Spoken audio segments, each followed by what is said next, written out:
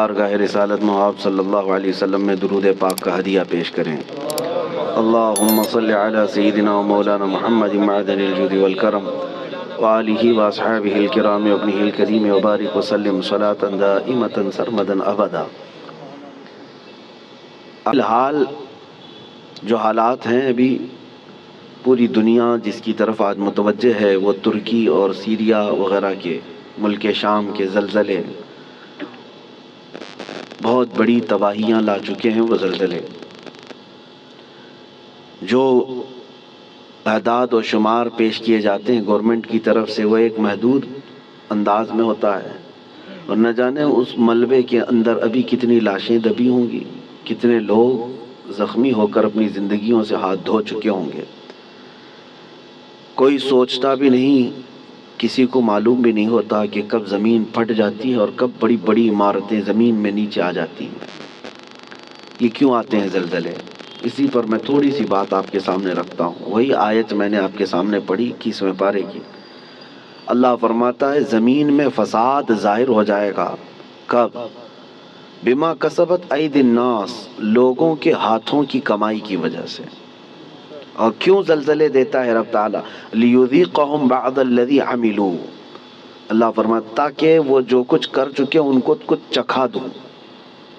اللہ تعالیٰ فرماتا لیذیقہم، تاکہ ان کو چکھایا جائے جو کچھ بھی وہ کر رہے تھے۔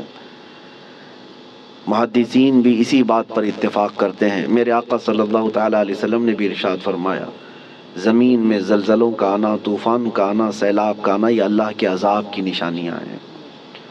اللہ تبارک و تعالیٰ کے بڑے عذابات میں سے ایک آیت تو آپ مشہور سنتے ہوں گے، اذا زلزلت الارض زلزالہا، پوری سورہ ہے زلزال۔ زلزلہ کس کو کہتے ہیں؟ جھٹکے۔ آپ کی نظر میں تو صرف ارتھ کوئک ہے، اور سائنٹیفک اعتبار سے اس کو کہا جاتا ہے زمین کی نیچے کی تہیں جو ہیں، پرت، پلیٹس، جب یہ آپس میں ہل جاتی ہیں تو زمین پھٹ جاتی ہے۔ اندر لاوا ہوتا ہے زمین کے اندر، وہ ابل رہا ہوتا ہے، اور یہ پلیٹ جو ہے ڈس بیلنس ہوتی ہیں تو زمین کے اندر دراڑ آ جاتی ہے۔ سائنٹیفک اعتبار سے ان کی تحقیقات ہیں۔ ہزار سائنس جو ہے ترقی کر چکا ہو، لیکن یہ بھوکمپ، ارتھ کوئک، ان سب کے آنے سے پہلے وہ کبھی خبر نہیں دے پاتے۔ ہو جانے کے بعد وہ بتاتے ہیں کہ کتنے مقدار کا زلزلہ تھا، کتنا تیز جھٹکا تھا، اس کو ناپ کر کے تو بتا دیا جاتا ہے، لیکن جو ہلاکتیں ہیں اس کو بچا نہیں پاتے، نہ ہی سونامی کو، نہ ہی زلزلوں کو۔ قرآن میں جس زلزلے کا ذکر ہے اذا زلزلت الارض زلزالہا، یہ آیت سن کر کے ہمارے امام اعظم ابو حنیفہ رحمۃ اللہ علیہ مغرب کی نماز سے لے کر کے جو روتے رہے تو رات گزر چکی تھی، پوری رات ان کی داڑھی سے آنسوؤں کے قطرے ٹپکتے تھے، مصلی بھیگ جاتا تھا اس ایک آیت کو سننے کے بعد کہ اللہ کیا فرماتا ہے اس میں، جب زمین ہلا دی جائے گی، اذا زلزلت الارض زلزالہا واخرجت الارض اثقالہا، اور زمین اپنے اندر بوجھل چیزوں کو باہر نکال دے گی، سب نکل جائے گا۔ لیکن اس آیت میں جو زلزلے کا ذکر ہے وہ سب سے لاسٹ، فائنل اور بڑا زلزلہ ہے جو قیامت کے قریب ہوگا۔ اس وقت پوری دنیا کی زمین ہلا دی جائے گی، وہ ایک علاقے کی نہیں ہے، ایک ملک کی یا ایک خطے کی نہیں۔ اس سے پہلے مفسرین فرماتے ہیں کہ قیامت آنے سے پہلے بہت زلزلے آئیں گے۔ اب حدیث رسول میں آپ کو سناتا ہوں، امام بخاری رضی اللہ تعالیٰ عنہ نے اس حدیث کو اپنی بخاری شریف میں نقل فرمایا۔ اللہ کے حبیب صلی اللہ تعالیٰ علیہ وسلم نے ارشاد فرمایا جب امانتیں ضائع ہونے لگ جائیں، زنا عام ہو جائے اور گانے بازی کی کثرت ہونے لگ جائے، حضور پاک صلی اللہ علیہ وسلم فرماتے ہیں زمین میں زلزلوں کی کثرت ہوگی، ہر جگہ زلزلے آنے شروع ہو جائیں گے اور قیامت قریب ہوگی، ایک زمانہ دوسرے زمانے سے نہایت قریب ہو جائے گا۔ اور حدیث پاک بخاری شریف کی حدیث ہے، میرے آقا فرماتے ہیں مال کی فراوانی اتنی ہوگی، مال اتنا ہوگا جیسے لگتا ہوگا کہ ہر جگہ سے ابل رہا ہے مال، ہر ایک کے پاس مال آئے گا، مال آئے گا، غریب کوئی نہیں رہتے۔ آج کے حالات میں بھی دیکھیں آپ، غربت و افلاس بہت کم ہو چکی ہے۔ آج کے زمانے کا غریب وہ ہے جو پچھلے زمانے کا امیر تھا۔ آج کا جو غریب ہے اس کو غریب کس کو کہتے ہیں؟ بھائی اس کے پاس کار نہیں ہے، اس کے پاس بائک نہیں ہے، غریب ہے، اس کو آج غریب سمجھا جاتا ہے۔ کھاتا پیتا ہے، پہنتا ہے، گھر بھی ہے، سب ہے۔ غربت اس طرح کی نہیں رہے گی، مال کی فراوانی ہوگی، یہاں تک کہ حضور پاک صلی اللہ علیہ وسلم فرماتے ہیں دریائے فرات سے سونے کا پہاڑ ظاہر ہوگا، اگر تم زندہ رہے تو اس میں سے ایک پائی بھی لینے کی کوشش مت کرنا، حضور نے فرمایا، اس لیے کہ اس کے حصول کے لیے لوگ ایسے لڑیں گے کہ 100 لوگ اگر اس مال کو، سونے کو لینے جائیں گے، 99 قتل ہو جائیں گے، ایک بچے گا، مر جائیں گے سب۔ اور اسی حدیث پاک میں جو میں نے کہا زلزلے والی، اسی میں اللہ کے حبیب صلی اللہ علیہ وسلم نے فرمایا حرج بڑھ جائے گا، حرج بڑھ جائے گا۔ تو صحابہ نے پوچھا کہ حرج کیا ہے میرے آقا؟ حضور پاک صلی اللہ علیہ وسلم فرماتے ہیں ایک دوسرے کا قتل کثرت سے ہوگا۔ تو اس زمانے میں ہم آ چکے میرے عزیزو، زمینیں جب ہلا دی جاتی ہیں پڑوس کی، خوف سے ہمارا دل ہل جانا چاہیے۔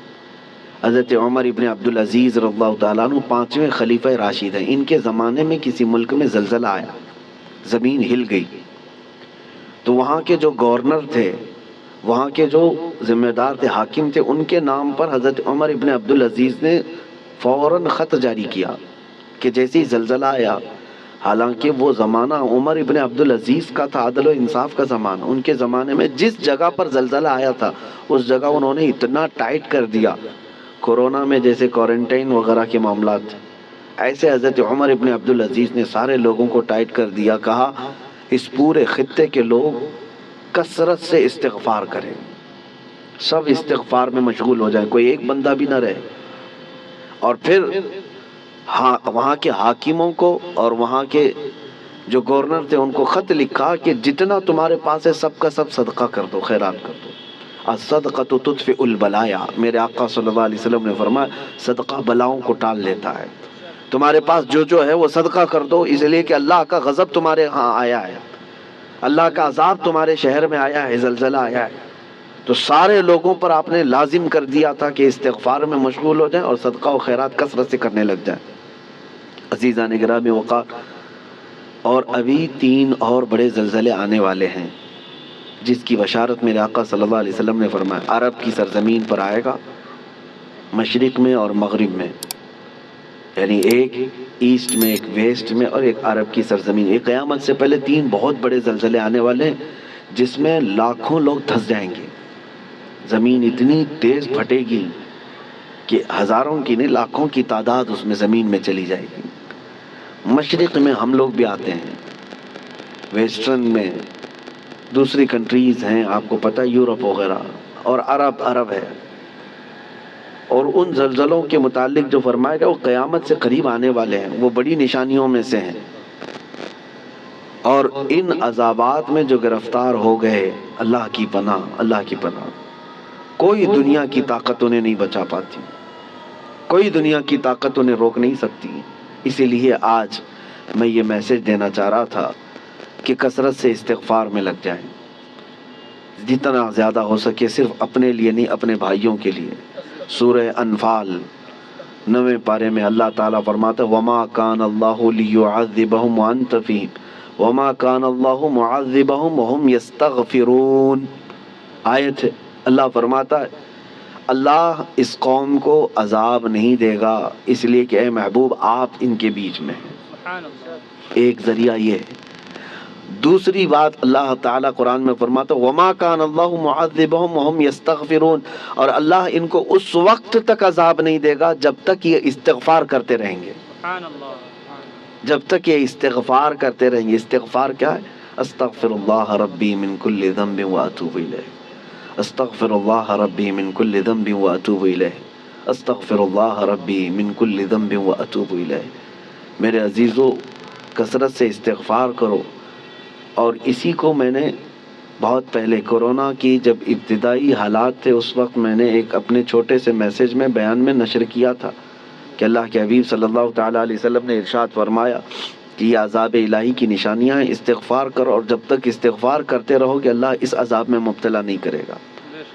آج کہیں کسی پڑوس کے گھر پر آگ لگی ہو تو اس کی چنگاریاں تمہارے گھر کو بھی جلا سکتی ہیں، یہ مت سمجھنا کہ ترکی ہل گیا، ملک شام ہل گیا، یہ تو ہم بہت دور بیٹھے ہیں، زمین تو سب کی جڑی ہوئی ہے، زمین ایک ہی ہے، اور ان زلزلوں کے ساتھ اللہ تعالیٰ پوری دنیا کو یہ عبرت دینا چاہتا ہے۔ اسی لیے توبہ و استغفار کے ذریعے سے اپنے اعمال کی طرف توجہ دیں، اور وہ جو ہزاروں لوگ دھنس گئے ہیں زمینوں کے اندر، ان کے لیے مغفرت کی دعا کریں، اور جو آج قسم پرسی کے عالم میں وہاں پر ہیں، بڑی بڑی عمارتیں جو ڈھہ گئیں، بہت سارے لوگ بے گھر ہو چکے، ان کے مال مویشی سب ہلاک ہو چکے، ان کے لیے اپنے دل میں رقت پیدا کریں، وہ تمہارے بھائی ہیں، امت مصطفیٰ ہیں۔ نبی پاک صلی اللہ تعالیٰ علیہ وسلم نے یہی ارشاد فرمایا، مومن وہی ہے کہ جو دوسرے مومن کی تکلیف پر تڑپ جائے۔ مثل المؤمن کمثل جسد اذا اشتكى عضو تداعى له سائر الجسد بالسهر والحمى۔ ایک مومن کی مثال میرے آقا فرماتے ہیں سارے جسم کی طرح ہے، ایک عضو کو بھی تکلیف ہوگی تو پورے جسم میں بخار آ جائے گا۔ آج ترکی اور سیریا ملک شام کے غم میں ہم شامل ہیں، آج ہمیں ان کے لیے استغفار بھی کرنی ہے، ہمیں ان کے لیے دعائیں مغفرت بھی کرنی ہے، ان کے لیے رحم کی بھیک اللہ کی بارگاہ میں مانگنی ہے۔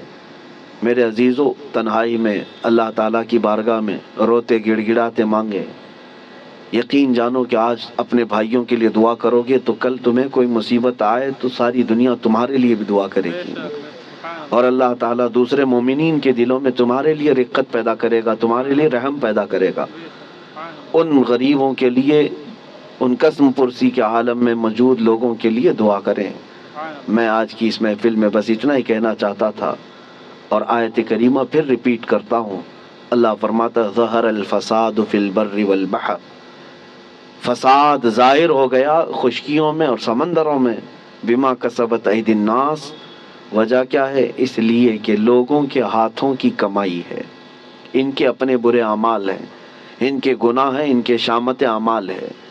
لیذیقہم بعض الذی عملوا، اور اللہ فرماتا ہے یہ کیوں ان کے اوپر عذابات آئے؟ تاکہ ان کو چکھایا جائے جو کچھ یہ کرتے تھے، اور ان کو چکھانے کے بعد مقصد کیا ہے؟ اللہ فرماتا ہے لعلہم یرجعون، تاکہ وہ دوبارہ لوٹ آئیں، تاکہ وہ اپنی پرانی حالتوں سے توبہ کر کے اچھی حالتوں کی طرف باز آ جائیں۔ اللہ کریم ہم سب کو کہنے سننے سے زیادہ عمل کی توفیق عطا فرمائے۔ اے رب کریم تیرے عذابات سے ہماری حفاظت فرما، ہم تیری آزمائشوں کے قابل نہیں مولا، تیرے امتحان میں اتارے جانے کے قابل نہیں۔ اے رحمان اے رحیم ہم سب کو آئے ہوئے عذابات سے محفوظ فرما دے۔ اے کریم خدا، تیرے رسول نے جو دعا کیا تھا تیرے دربار میں وہی دعا کرتا ہوں۔ اللہم انی اسألک من خیر ما سألک منہ نبیک سیدنا محمد صلی اللہ علیہ وسلم، اللہم انی اعوذ بک من شر ما استعاذک منہ نبیک سیدنا محمد صلی اللہ علیہ وسلم، اللہم ان اردت بعبادک فتنة فاقبضنا غیر مفتونین، فاقبضنا غیر مفتونین، فاقبضنا غیر مفتونین۔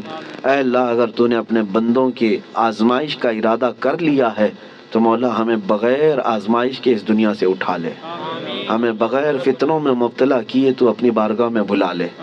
اے اللہ ایمان کی سلامتی اور عزت کی سلامتی کے ساتھ دنیا سے ہمیں رخصتی عطا فرما۔ وصلی اللہ تعالی علی خیر خلق محمد وآلہ واصحابہ اجمعین برحمتہ۔